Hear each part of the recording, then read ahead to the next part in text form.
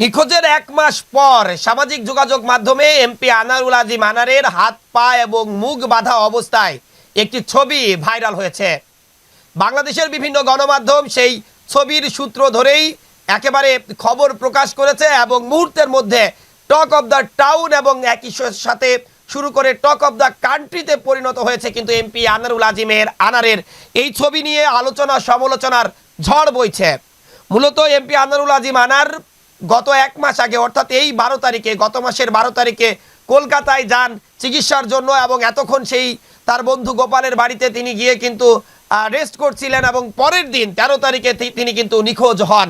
এরপর অনেকেই গ্রেপ্তার হয়েছেন, অনেক তথ্য আসছিল, কিন্তু এমপি আনারুল আজিম আনারের যে মৃতদেহ অবস্থার কোনো ছবি সেটি কিন্তু প্রকাশ করা হয়নি। তবে আজ গণমাধ্যমে এবং সামাজিক যোগাযোগ মাধ্যমে আমরা দেখছি এমপি আনারুল আজিমের আনারের একটি চেয়ারের উপর বসিয়ে মুখ বাঁধা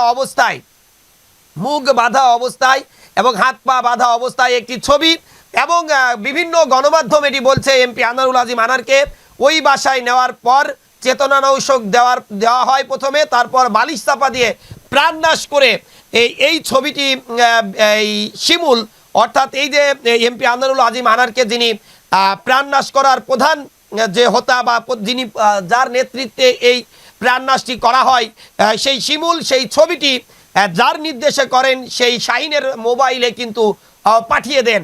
সেই ছবিটি এতদিন ধরে গোয়েন্দা পুলিশরা আসলে তথ্য নেওয়ার চেষ্টা করছিল, তারা হয়তো পায়নি। আজ যে কোনোভাবে এই ছবিটি গণমাধ্যমের হাতে আসার পরই সামাজিক যোগাযোগ মাধ্যম এবং গণমাধ্যমে ছবিটি ছড়িয়ে পড়েছে এবং মানুষ একটি কথা বারবার বলছে, একজন সংসদ সদস্যকে এত নৃশংসভাবে, এত কষ্ট দিয়ে, এত নিদারুণভাবে কিভাবে আসলে প্রাণনাশ করা হতে পারে সেটি কিন্তু অকল্পনীয়। এবং আরও কয়েকটি ভিডিও আমরা দেখেছি যে এমপি আনারুল আজিম আনারকের মৃতদেহটি যিনি খণ্ড এবং টুকরো টুকরো করে ফেলেন, পৃথিবীর ইতিহাসে কোনো মানুষকে প্রাণনাশের পরে এত খণ্ডিত বিখণ্ডিত কিন্তু আর করা হয়নি।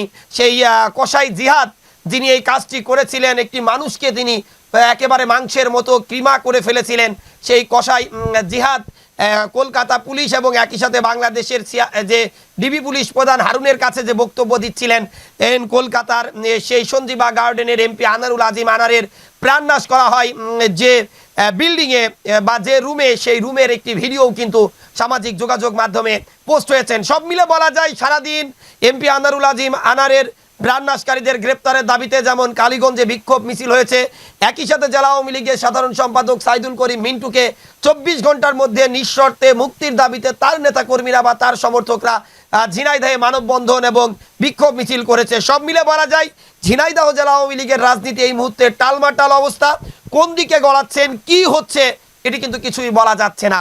ইতিমধ্যে জেলা আওয়ামী লীগের ত্রাণ ও সমাজ কল্যাণ বিষয়ক সম্পাদক এবং একই সাথে এমপি আনারুল আজিম আনারের প্রাণনাশের 2 মাস্টার মাইন্ড, এক আখতারুজ্জামান শাহিন এবং আরেকজন শিমুল ভুইয়া, তার একান্ত কাছের লোক এই কামাল আহমেদ বাবু ওরফে গ্যাস বাবুকে কিন্তু আটক করে 7 দিনের রিমান্ড চলছেন এবং এই মামলায় তাকে আটকও দেখানো হয়েছে। অর্থাৎ এমপি আনারুল আজিম আনারের প্রাণনাশের মামলায় তাকে আটক দেখানো হয়েছে, খবর তো আমরা আগেই প্রচার করেছি।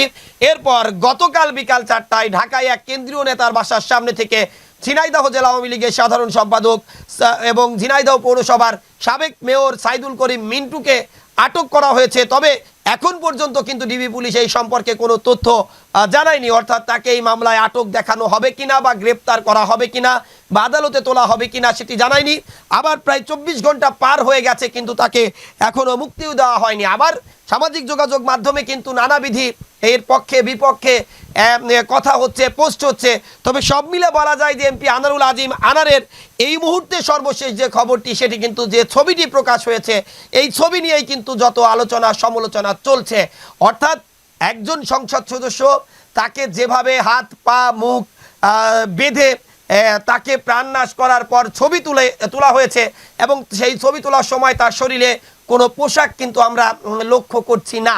সব মিলে বলা যায় এমপি আনারুল আজিম আনার একজন জনপ্রিয় রাজনৈতিক ব্যক্তিত্ব ছিলেন। এই কালীগঞ্জ থেকে তিনি কিন্তু পরপর 3 বার বাংলাদেশ আওয়ামী লীগের মনোনয়নে এমপি হয়েছিলেন। 2009 সাল থেকে 2014 সাল পর্যন্ত তিনি উপজেলা চেয়ারম্যানের দায়িত্ব পালন করেছেন। তার বিপুল সংখ্যক নেতাকর্মী রয়েছে, তার ভক্ত অনুসারীরা রয়েছে। তার মৃত্যুর খবরের পর তারা কিন্তু তাদের প্রিয় নেতাকে এক নজর শেষ দেখার জন্য উদ্গ্রীব হয়েছিলেন। যখন জানলেন যে তার মৃতদেহটি খণ্ড বিখণ্ড করা হয়েছে, তারা বলেছিল তাদের সেই অংশটুকুই তাদের দেওয়া হোক, তারা জানাজা করে একটি কবর দিতে চান এবং তাদের নেতাকে তারা সারা জীবন স্মৃতিচিহ্ন হিসাবে রাখতে চান। তবে সব কথার বাইরে সব কথা ছাপিয়ে এই মুহূর্তে কিন্তু কয়েকটি নাম উঠে আসছে। ডরিন বলেছেন যে তার বাবার প্রাণনাশকারীদের একটি গ্রুপকে আসলে ছাড়ানোর জন্য তদবির চলছে, যদিও স্বরাষ্ট্রমন্ত্রী বলেছেন কোনো তদবির বা কোনো চাপ এই মুহূর্তে তারা অনুভব করছে না। এমপি আনারুল আজিম আনারের প্রাণনাশের সাথে যারাই জড়িত তাদের গ্রেপ্তার করা হবে। স্বরাষ্ট্রমন্ত্রী আরও বলেছেন এই ঘটনায় ঝিনাইদহ জেলা আওয়ামী লীগের আরও কয়েকজন নেতা হয়তো গ্রেপ্তার হলেও হতে পারে। সব মিলে বলা যায় প্রথম দিক থেকে যে কথাগুলো আসছিল স্বর্ণ, মাদক, চোরাচার আলী, তার ঊর্ধ্বে কিন্তু এখন মনে হচ্ছে এই ঘটনা রাজনৈতিক বিতর্ক এবং একই সাথে রাজনৈতিক প্রতিদ্বন্দ্বিতা থেকে বা প্রতিহিংসা থেকেও প্রাণনাশ হতে পারে, এমনটি কিন্তু মনে করছে গোয়েন্দা পুলিশ সহ বাংলাদেশের বিভিন্ন গণমাধ্যমে যে অনুসন্ধানীমূলক রিপোর্ট হচ্ছে সেই সকল রিপোর্টাররাও।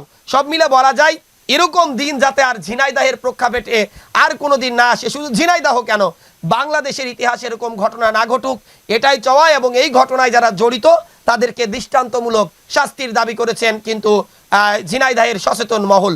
তো এই ছিল এমপি আনারুল আজিম আনারের মৃত্যুর পর তার ছবি উদ্ধারের সর্বশেষ।